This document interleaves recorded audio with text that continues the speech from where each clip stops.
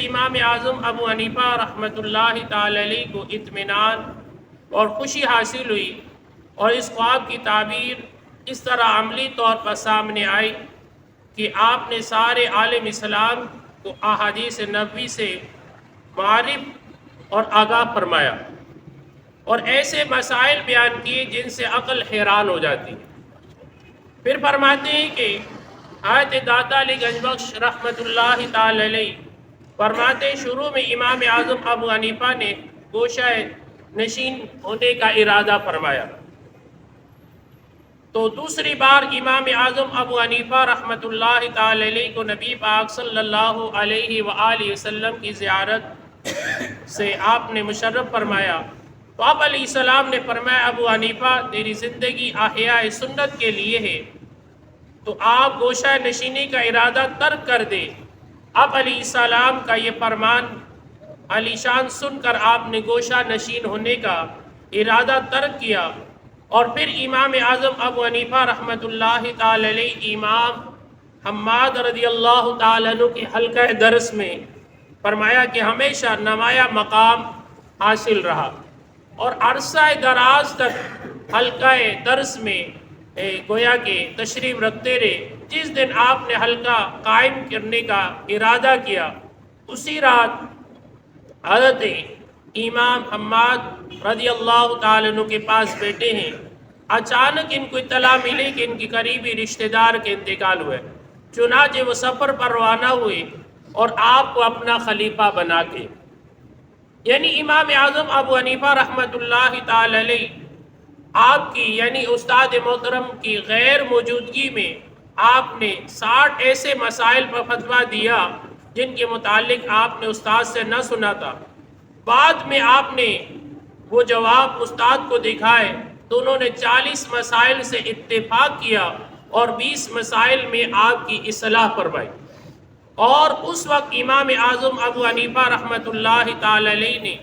فرماتے ہیں کہ اللہ کی قسم کھائی کہ جب تک زندہ رہا امام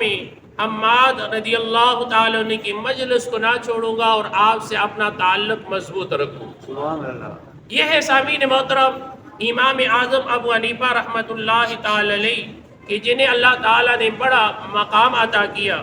اور ادب کا یہ عالم تھا امام اعظم کا۔ آج تو 2 لفظ کوئی سیکھ لیتا ہے تو اپنے استاد پر برتری حاصل کرتا ہے، لیکن امام اعظم ابو حنیفہ رحمۃ اللہ تعالی علیہ کا ادب دیکھیے۔ یہ ہم سب مسلمانوں کے لیے علم کی جو متلاشی ہے ان کے لیے عبرت بھی ہے، درس بھی ہے، نصیحت بھی ہے، واعظ بھی ہے۔ امام اعظم ابو حنیفہ رحمۃ اللہ تعالی علیہ جہاں آپ کے استاد محترم کا گھر تھا اس طرف کبھی اپنے پاؤں نہیں پھیلایا کرتے۔ کسی نے فرمایا کہ جب استاد محترم نہیں ہوتے تو اس وقت آپ بھلے پھیلا لیں، تو فرمایا اصل امتحان تو وہی ہے کہ استاد کی غیر موجودگی میں اس کا احترام و ادب دل و جان سے کرنا، کہ ان کی موجودگی میں تو خوش آمدی طور پر ہر ایک شخص آگے بڑھ کر نبر حاصل کرتا ہے، لیکن غیر موجودگی میں ان کا ادب احترام کو بجا لانا یہ کامیابی، اور یہی آپ کا طریقہ رہا۔ آپ کبھی اپنے استاد کے گھر کی طرف بھی اپنے پاؤں پھیلا کر نہیں لیٹا کرتے، پاؤں کو سمٹ لیا کرتے تھے۔ اور یہی نہیں، جب آپ کے استاد محترم امام حماد رضی اللہ عنہ کا وصال ہوا تو لوگوں نے ان کے بیٹے سے درخواست کی کہ آپ اپنے والد کی مسند پر تشریف لائیں اور آپ اپنے والد محترم کی مسند کو سنبھال لیں،